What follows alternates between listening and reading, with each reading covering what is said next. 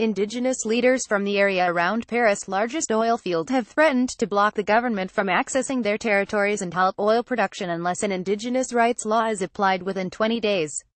The tribal leaders, who hail from 4 Amazon River basins, accuse the government of refusing to carry out a consultation process even though it is negotiating a new 30-year contract for Oil Block 192 with Frontera Energy, a Canadian firm, whose current contract expires in early 2019.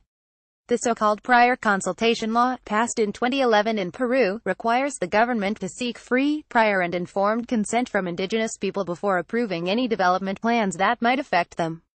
But officials from Paris Energy Ministry refused to confirm if a new consultation process would be undertaken, stating that a 2015 process was still valid. Indigenous leaders representing more than 100 communities in the Marañón, Pastaza, Corrientes and Tigre River basins said that process had been carried out in bad faith. "We live in a state where our democratic rights are not respected," said Carlos Sandy, the leader of the Corrientes River Indigenous Federation. "If there is no consultation, we will not allow the state or the oil companies in our territory for the next 30 years, said Sandy, one of nearly 25 representatives of more than 40,000 people living in the 4 river basins in Paris' northern Loreto region. Angela Acevedo, director of Indigenous Peoples' Rights at Paris Vice Ministry of Intercultural Affairs, confirmed that the 2015 process had ended in disagreement between the government and the indigenous communities but said the state takes the final decision. "The consultation process is not a veto, it's not a yes or no to a project," said Acevedo.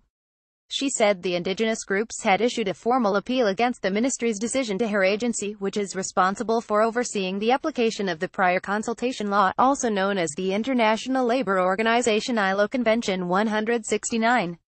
But Vicky Talacorpuz, the UN Special Rapporteur on the Rights of Indigenous Peoples, said indigenous peoples have the right to be consulted about any project which is brought into their communities.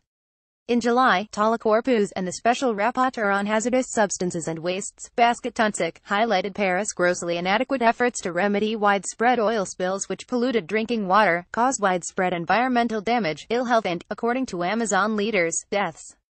"If those issues are not dealt with in the right way, you cannot expect indigenous people to agree to another contract," Talacorpuz said.